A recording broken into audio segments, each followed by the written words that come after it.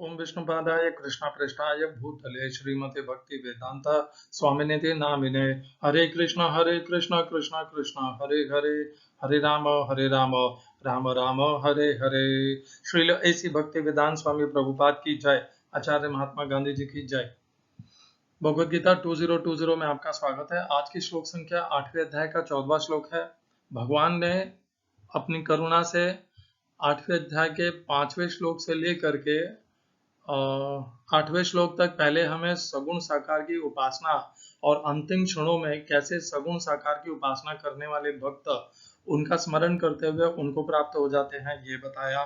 फिर 9वें श्लोक में उन्होंने एक किस प्रकार भगवान का चिंतन करना चाहिए। कविम पुराणम मनुषासितारम मनोरणीयम समनुस्मृत्य सर्वस्य धातारम अचिंत रूपम आदित्य वर्णम तमस परस्तात्, भगवान को स्मरण करने का क्या भाव होना चाहिए, ये बताया। फिर 10वें श्लोक से लेकर के 13वें श्लोक तक, जिसकी हम कल चर्चा कर रहे थे, उसमें भगवान ने निर्गुण निराकार रूप से उनकी उपासना करने वाले कैसे अंतिम क्षणों में उनका स्मरण करते हुए किस भाव से, किस योग विधि से उनको प्राप्त हो जाते हैं, यह बताया।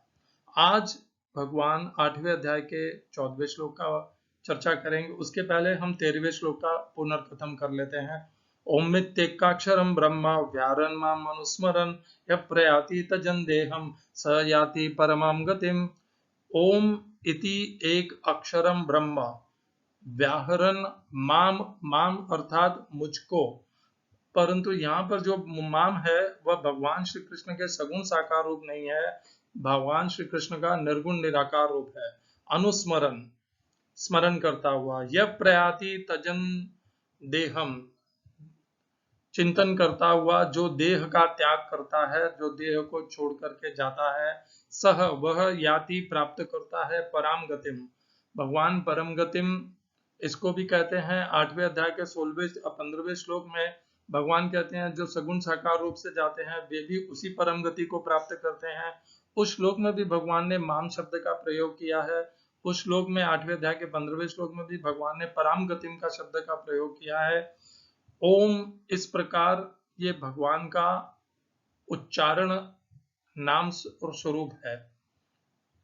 जो वेदांती वेदांत और वेदों के अध्ययन करता है वे ओम नाम से निर्गुण निराकार भगवान श्री कृष्ण का चिंतन करते हैं, उपासना करते हैं, भक्ति करते हैं और उसी ओम को उच्चारण करते करते भगवान को प्राप्त कर जाते हैं। अंतिम चरण में भी वे ओम का उच्चारण करते हैं।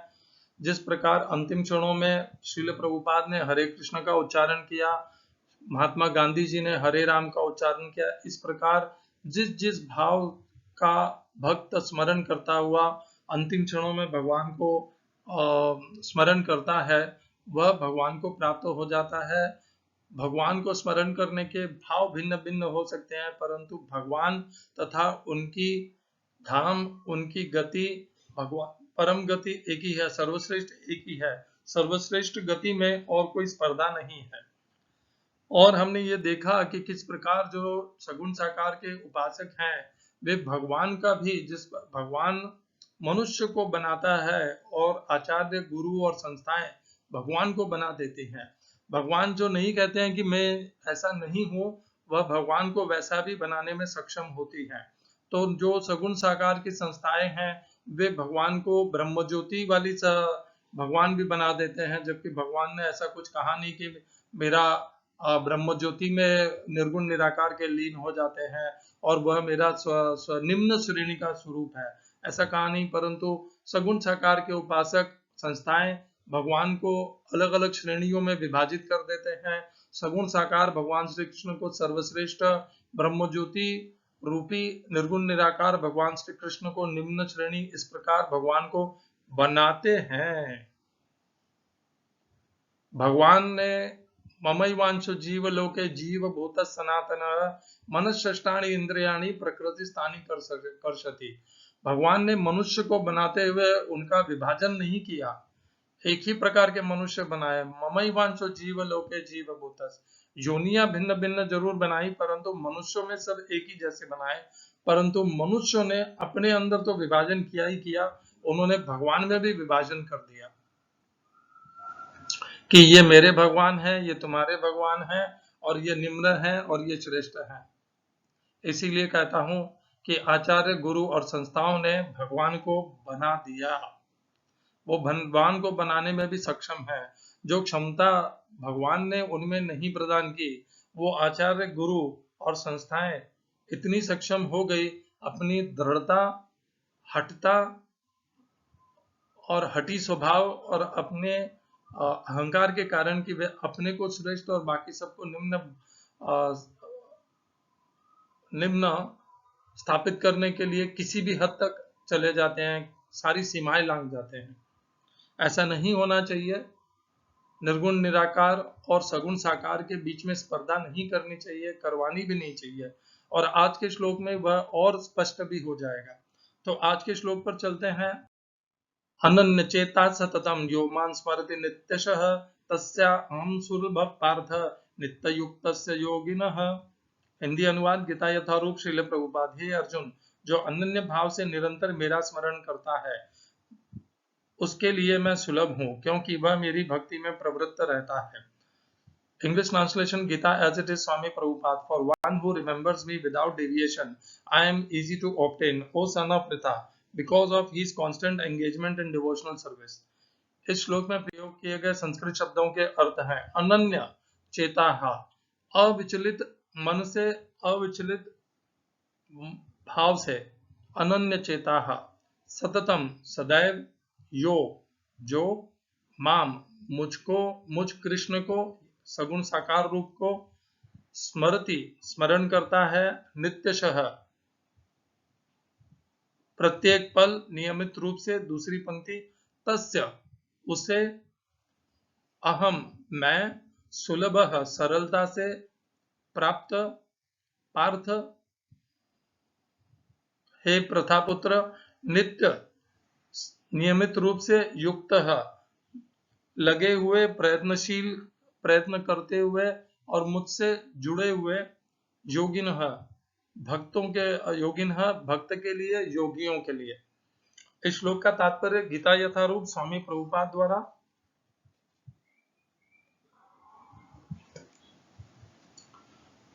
बहुत अच्छा लंबा तात्पर्य है। इस श्लोक में उस निष्काम भक्तों द्वारा प्राप्तव्य अंतिम गंतव्य का वर्णन है जो भक्ति योग के द्वारा भगवान की सेवा करते हैं। पिछले श्लोकों में 4 प्रकार के भक्तों का वर्णन हुआ है। आर्त, जिज्ञासु अर्थार्थी तथा ज्ञानी। मुक्ति की विभिन्न विधियों का भी वर्णन हुआ है, कर्मयोग, ज्ञान योग तथा हठ योग। इन योग पद्धतियों के नियमों में कुछ न कुछ भक्ति मिली रहती है, लेकिन इस श्लोक में शुद्ध भक्ति योग का वर्णन है जिसमें ज्ञान, कर्म या हठ का मिश्रण नहीं होता। जैसा कि अनन्य चेता शब्द से सूचित होता है, भक्ति योग में भक्त कृष्ण के अतिरिक्त और कोई इच्छा नहीं करता। शुद्ध भक्त न तो स्वर्गलोक जाना चाहता है, न ब्रह्म ज्योति से तादात्म्य या मोक्ष या भवबंधन से मुक्ति ही चाहता है। शुद्ध भक्त किसी भी वस्तु की इच्छा नहीं करता। चैतन्य चरितामृत में शुद्ध भक्त को निष्काम कहा गया है, उसे ही पूर्ण शांति का लाभ होता है, उन्हें नहीं जो स्वार्थ में लगे रहते हैं। एक और जहां ज्ञान योगी, कर्मयोगी या हठ योगी का अपना अपना स्वार्थ रहता है, वहीं पूर्ण भक्त में भगवान को प्रसन्न करने के अतिरिक्त अन्य कोई इच्छा नहीं होती। अतः भगवान कहते हैं कि जो एकनिष्ठ भाव से उनकी भक्ति में लगा रहता है उसे वे सरलता से प्राप्त होते हैं। शुद्ध भक्त सदैव कृष्ण के विभिन्न रूपों में से किसी एक की भक्ति में लगा रहता है। कृष्ण के अनेक स्वांश तथा अवतार हैं, यथा राम तथा नरसिंह, जिनमें से भक्त किसी एक रूप को चुनकर उसकी प्रेमा भक्ति में मन को स्थिर कर सकता है। ऐसे भक्त को अनेक समस्याओं का सामना नहीं करना पड़ता जो अन्य योग के अभ्यासकर्ताओं को झेलनी पड़ती है। भक्ति योग अत्यंत सरल, शुद्ध तथा सुगम है। इसका शुभारंभ हरे कृष्ण जब से किया जा सकता है। भगवान सबों पर कृपालु हैं, किंतु जैसा कि पहले कहा जा चुका है, जो अनन्य भाव से उनकी सेवा करते हैं वे उनके ऊपर विशेष कृपालु रहते हैं। भगवान ऐसे भक्तों की सहायता अनेक प्रकार से करते हैं, जैसा कि वेदों में कहा गया है। यदि भगवान को यथारूप में समझ सकता है, वही भगवान को सब यथारूप में समझ सकता है। तथा गीता में भी 10:10 में कहा गया है, ददामि बुद्धि योगम तम। ऐसे भक्त को भगवान पर्याप्त बुद्धि प्रदान करते हैं जिससे वह उन्हें भगवत धाम में प्राप्त कर सके। शुद्ध भक्त का सबसे बड़ा गुण यह है कि वह देश अथवा काल का विचार किए बिना अनन्य भाव से कृष्ण का ही चिंतन करता रहता है। उसको किसी तरह का व्यवधान नहीं होना चाहिए। उसे कहीं भी और किसी भी समय अपना सेवा कार्य करने करते रहने में समर्थ होना चाहिए। कुछ लोगों का कहना है कि भक्तों को वृंदावन जैसे पवित्र स्थानों में या किसी पवित्र नगर में जहाँ भगवान रह चुके हैं रहना चाहिए, किंतु शुद्ध भक्त कहीं भी रहकर अपनी भक्ति से वृंदावन जैसा वातावरण उत्पन्न कर सकता है। श्री अद्वैत ने चैतन्य महाप्रभु से कहा था, आप जहाँ भी हैं हे प्रभु वही वृंदावन है। जैसा कि सततम तथा नित्यशः शब्दों से सूचित होता है, शुद्ध भक्त निरंतर कृष्ण का ही स्मरण करता है और उन्हीं का ध्यान करता है। ये शुद्ध भक्त के गुण हैं जिनके लिए भगवान सहज सुलभ है। गीता समस्त योग पद्धतियों में से भक्ति योग की ही संस्तुति करती है। सामान्यतया भक्ति योगी 5 प्रकार से भक्ति में लगे रहते हैं। शांत भक्त जो उदासीन रहकर, दास्य भक्त, सख्य भक्त, वात्सल्य भक्त तथा माधुर्य भक्त। शुद्ध भक्त इनमें से किसी में भी परमेश्वर की प्रेमा भक्ति में युक्त होता है और उन्हें कभी नहीं भूल पाता, जिससे भगवान उसे सरलता से प्राप्त हो जाते हैं।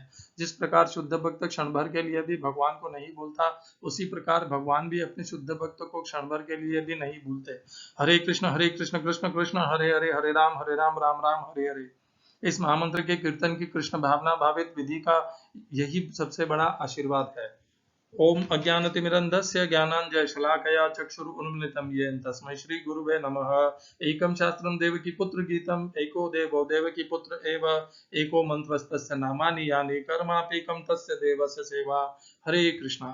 अनन्य चिता, अनन्य भाव से अपना मन और बुद्धि संसार की किसी विषय वस्तु में कभी नहीं जाना चाहिए।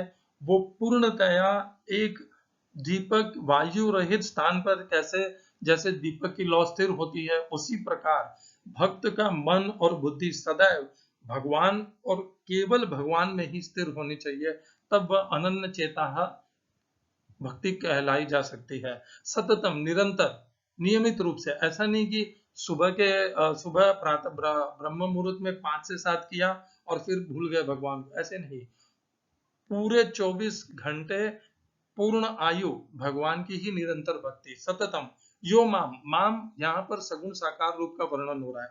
भगवान ने निर्गुण, पहले सगुण साकार फिर निर्गुण निराकार का वर्णन कर दिया। अब भगवान पुनः सगुण साकार पर आ गए, सरगुण साकार की बता रहे हैं। यही भगवान ने पहले भी कहा, तस्मात् सर्वेषु कालेषु। तस्मात् सर्वेषु कालेषु वही होता है अनन्य चेता सततम। तस्मात् सर्वेषु कालेषु माम अनुस्मर युद्धच। वहां भी भगवान ने यही कहा था, तस्या हम सुलभ पार्थ नित्य युक्तस्य योगिनः। तो विशेष करके जो प्रभुपाद ने जो कह दिया है, तो प्रभुपाद ने ये कहा है, उन्हें नहीं जो स्वार्थ में लगे रहते हैं। एक और जहाँ ज्ञान योगी, कर्मयोगी या हठ योगी का अपना अपना स्वार्थ रहता है, ये शब्द बहुत ही कठोर हैं। किसी दूसरे पद के अनुयायियों को स्वार्थी कहना अत्यंत दुर्भाग्यपूर्ण है। इन शब्दों को अपने मन में मत धरिए। अपने पंथ के, अपने मार्ग के अनुयायी तथा दूसरे मार्ग के पंथ के अनुयायियों के प्रति समभाव रखिए, सम्मान रखिए, उनके प्रति अपमान कभी मत कीजिए। वो भी भगवान के भक्त हैं, निर्गुण निराकार के भक्त हुए तो क्या हो गया। भगवान ने ऐसा नहीं कहा है भगवद गीता में कि आप उनका अपमान करने के अधिकारी बन जाएंगे, वो निर्गुण निराकार के हैं। तो भगवान ने यहाँ पर कितनी सरल विधि का वर्णन किया है। यहाँ पर भगवान ने इस श्लोक में कहा है कि ये जो उनको सगुण साकार रूप में भक्ति करना, उपासना करने की जो विधि है कि केवल भगवान को नित्य अपना मन और बुद्धि निरंतर भगवान के सगुण साकार में लगाए रखना है, ये जो भक्ति का मार्ग है, ये भगवान ने कहा है तस्या अहम सुलभ पार्थ। इस मार्ग से भगवान सुलभ, सरलता से प्राप्त हो जाते हैं, क्योंकि वह भक्त निरंतर बड़ी सरलता से भगवान में स्थित रहता है। तो भगवान ने इस मार्ग को सरल कहा है। इससे पहले जो 8वें अध्याय के 10वें श्लोक से 13वें श्लोक तक भगवान ने जिस निर्गुण निराकार का वर्णन किया, उस मार्ग को इस मार्ग में, इस 8वें अध्याय के 14वें श्लोक में बताए हुए मार्ग से हम उनकी तुलना करते हैं, तो हमें समझ में आ जाएगा कि भगवान ने इस सगुण साकार रूप के भक्ति के मार्ग को, उपासना के मार्ग को सरल क्यों कहा। तो निर्गुण निराकार के 8वें अध्याय के 10वें श्लोक में देखिए भगवान ने कहा, क्या कहा। भगवान ने कहा, प्रयाण काले मनसा चले न भक्त्या युक्तो योग बले न चैव भ्रुवोर मध्य प्राणमावेश सम्यक सतम परमं पुरुषम उपैति दिव्यम। तो उसमें पहले प्राण को नियंत्रित करना है, स्थिर करना है, भ्रुकुटी के मध्य में ले जाना है, तो उसमें प्राणायाम की पूरी विधि आना आवश्यक हो जाता है। और फिर कहा, क्या कहा भगवान ने, यदक्षरम वेद विदो वदन्ति विशन्ति यद्यतयो वीतरागाः यदिच्छन्ति ब्रह्मचर्यम चरन्ति तत्ते पदम संग्रहेण प्रवक्ष्ये। तो भगवान ने कहा कि वेदों को जानना है, समस्त राग को अच्छे से, राग के ऊपर, आसक्ति के ऊपर नियंत्रण करना है, ब्रह्मचर्य का पालन करना है। ये निर्गुण निराकार और सगुण साकार दोनों में ही करना पड़ता है। फिर 12वें श्लोक में भगवान ने पुनः कहा, सर्वद्वाराणि संयम्य मनोहृदि निरुद्य च मूर्ध्याधायात्मन प्राणम आस्थितो योग धारणम। तो क्या करने को कहा कि शरीर के जो 9 द्वार हैं, जिसकी हमने पहले चर्चा की 5वें अध्याय के 13वें श्लोक से लेकर के, कि 9 द्वार है, नव द्वारे पूरे देही। तो शरीर के जो 9 द्वार हैं उन सब के ऊपर नियंत्रण करना है, मन को हृदय में स्थिर करना है, और अपने प्राण को मस्तिष्क के ऊपर भाग में, तो देखिए कितनी बड़ी विधि है, वो कठिन विधि है, अत्यंत प्रयास करना पड़ता है ये सब संभव कर पाने के लिए। पहले समस्त इंद्रियों को संयमित करना है, अपने सारे द्वारों को संयमित करना है, मन को हृदय में स्थिर करना है, प्राण को नियंत्रित करना है, उसे मस्तिष्क में स्थिर करना है। तो इसीलिए ये जो निर्गुण निराकार की भक्ति उपासना का साधन है, इसे भगवान कठिनाई पूर्वक प्राप्त होने वाला कहते हैं। तो भगवान ने स्वयं मनुष्य के कल्याण के लिए यहाँ पर तुलना कर दी। भगवान ने निर्गुण निराकार की उपासना का, उस मार्ग का भी विस्तार से वर्णन किया, उसमें क्या क्या करना पड़ता है, प्राणों को नियमित करना पड़ता है, मन को हृदय में स्थिर करना पड़ता है, समस्त द्वारों को नियंत्रित करना पड़ता है, ये सब बता दिया। और फिर भगवान ने यहाँ ये भी बता दिया कि इससे ज्यादा सरल है कि निरंतर भगवान के सगुण साकार रूप का चिंतन करें, हरे कृष्ण कृष्ण कृष्ण हरे हरे, हरे राम राम राम हरे हरे, भगवान के नाम का जप करें। प्राणवायु को नियंत्रण करने की उसमें आवश्यकता नहीं है। इस मार्ग में अपने 9 द्वारों के ऊपर नियंत्रण तो करना है, इसमें भी ये नहीं कहता इसमें नहीं करना है, पर उसके ऊपर अद्भुत नियंत्रण करना है, इतनी भी बड़ी आवश्यकता नहीं है। क्योंकि भगवान की भक्ति में लगे रहेंगे तो भगवान अपि चेत्सु दुराचार भजते माम अनन्य भाग साधुरेव स मंतव्य सम्यक व्यवस्थितो ही स। तो थोड़े थोड़े अगर कुछ कमियां भी रह जाएगी तो भी वे सब, भले निर्गुण निराकार रूप में हो या सगुण साकार में हो, वे सब पूर्णतया भगवान की भक्ति में लगे रहने के कारण दूर हो जाएगी। तो क्या वे कमियां वहां निर्गुण निराकार में भी दूर हो जाएंगे? अवश्य वहां पर भी दूर हो जाएंगे। भगवान ने ये थोड़ी ना कहा कि ये केवल सगुण साकार की भक्ति में ही ये कमियां दूर होंगी, परंतु वो जो मार्ग ही अत्यंत कठिन है, जिनमें अत्यंत दृढ़ धैर्य शक्ति, आत्मशक्ति, नियंत्रण करने की शक्ति होती है, वो केवल उन्हीं के लिए संभव है। और ऐसे हजारों हजारों में से कोई एक ही होते हैं। साधारण मनुष्यों के लिए भक्ति ज्यादा सरल है, उन्हें भगवान में अपने मन और चित्त को लगाना है, निरंतर भगवान का ध्यान भजन करना है, भगवान का, कृष्ण के सगुण साकार रूप का वंदन करना है, उन्हें नमस्कार करना है, उन्हीं के लिए उनकी सेवा करनी है, उनके बताए हुए मार्ग का, गीता के ज्ञान का प्रचार करना है। बहुत सरल विधि है, उसी मार्ग का अनुसरण करना है। इसीलिए भगवान ने सगुण साकार की भक्ति को, उपासना को, इस मार्ग को सरल कहा। भगवान ने ये नहीं कहा कि ये उच्च है और निर्गुण निराकार निम्न है। ये उच्च और निम्न के शब्द तो पूरी भगवत गीता में कहीं प्रयोग ही नहीं लिए भगवान ने। ये तो सारे हमारे आचार्य, गुरु और संस्थाओं ने अपने स्वयं के लाभ के हेतु डाले हैं विशेष करके। ऐसा भगवत गीता में कोई उच्चतम निच्चतम इस प्रकार का निर्गुण निराकार में कोई स्पर्धा भगवान ने कहीं नहीं रखी है। ये अवश्य भगवान ने कहा है कि सगुण साकार की भक्ति सुलभ है, सरल है, उसमें प्राण वायु को नियंत्रित नहीं करना है, शरीर के 9 द्वारों के ऊपर पूर्ण स्वामित्व और नियंत्रण नहीं करना है, मन को हृदय में जाके स्थिर नहीं करना है, प्राण को मस्तिष्क में, इतनी कठिन विधि नहीं है, सरल विधि है। भगवान के नाम का जप करिए, भगवान को प्रणाम उपासना कीजिए, उनकी भक्ति कीजिए, भगवान में का दिया हुआ भगवत गीता का दिव्य ज्ञान का प्रचार कीजिए, भक्ति का प्रचार कीजिए। सरल विधि है, इसीलिए भक्ति मार्ग सरल है, सबके द्वारा इसे प्राप्त करना, इसमें सिद्ध हो पाना संभव है। और यही भगवान 12वें अध्याय के 5वें श्लोक में भी कहते हैं। आपके सम्मुख है 12वें अध्याय का 5वां श्लोक। क्लेशो अधिक तरस्तेषाम अव्यक्ता असक्त चेतसाम अव्यक्ता ही गतिर्दुःखम देहवद्भिरवाप्यते। तो भगवान कहते हैं क्लेश, बहुत कठिनाइयां हैं, अधिक ज्यादा,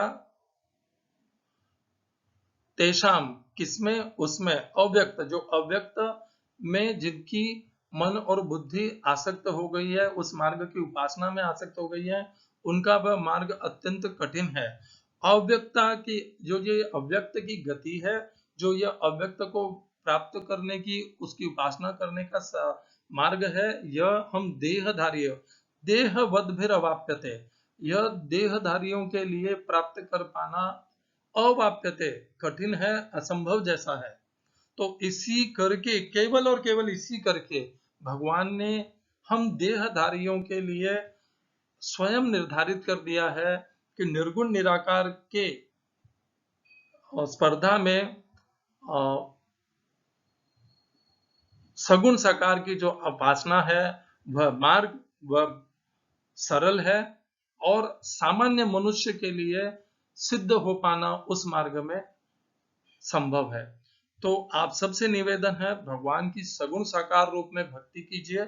स्वयं भगवान ने 8वें अध्याय के 14वें श्लोक में और 12वें अध्याय के 5वें श्लोक में भगवान ने स्वयं निर्धारित करके हम उसका कारण भी बताया है कि हम देहधारी हैं, हमें देह का अभिमान है। अभिमान यानी यहाँ पर अहंकार की बात नहीं हो रही है, हम हमारी पहचान, हमारी बुद्धि, हमारी इंद्रियां देह को ही समझती हैं, जानती हैं, मानती हैं। तो हमारी बुद्धि, मन, इंद्रियां सब कुछ देह से ज्यादा प्रभावित हैं। इसीलिए हमारे लिए देहधारी भगवान श्री कृष्ण के सगुण साकार रूप की भक्ति करना, उनमें अपने मन और चित्त को लगा पाना संभव है। निर्गुण निराकार जो कहीं दिखाई नहीं देता, जिसे देख नहीं सकते, जिसका कोई रूप नहीं है, जिसके दर्शन नहीं हो सकते, उसमें हमारी मन, बुद्धि, इंद्रियां स्थिर कर पाना हमारे लिए अत्यंत कठिन है। केवल इसी कारण से भगवान ने गीता में, भगवत गीता में स्वयं भगवान ने कह दिया कि सगुण साकार की भक्ति करना सरल है। ये नहीं कहा भगवान ने कि निर्गुण निराकार निम्न है और सगुण साकार की भक्ति का मार्ग उच्च है। ये निम्न और उच्च की ये जो स्पर्धा है, ये तो हमारे आचार्य, गुरुओं और संस्थाओं ने स्वयं इसे उत्पन्न किया है। उन्होंने इस स्पर्धा को उत्पन्न किया है, अपने लाभ के हेतु उत्पन्न किया है, अपने मार्ग को सही ठहराने के लिए उत्पन्न किया है। जिसका भगवान ने स्वयं आविष्कार नहीं किया, उन्होंने वह भी बना दिया।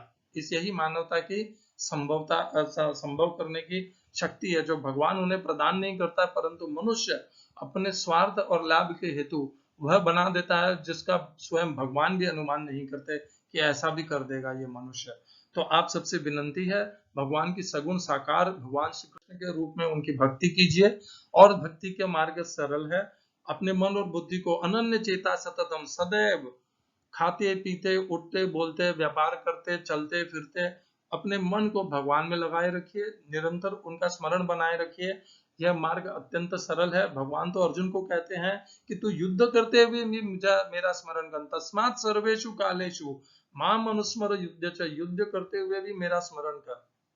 तस्मात् सर्वेषु कालेषु माम अनुस्मर युद्ध च मय्यर्पित मनोबुद्धि मामे वैश्यस्य असंशयम, तो मुझे ही प्राप्त होगा, इसमें कोई संशय नहीं है। तो यह श्लोक अत्यंत महत्वपूर्ण है, निर्गुण निराकार और सगुण साकार के बीच में तुलना के लिए, निंदा के लिए नहीं, केवल एक तुलना के लिए, और हमें सगुण साकार को अपनाना चाहिए इस बात को निर्धारित करने के लिए।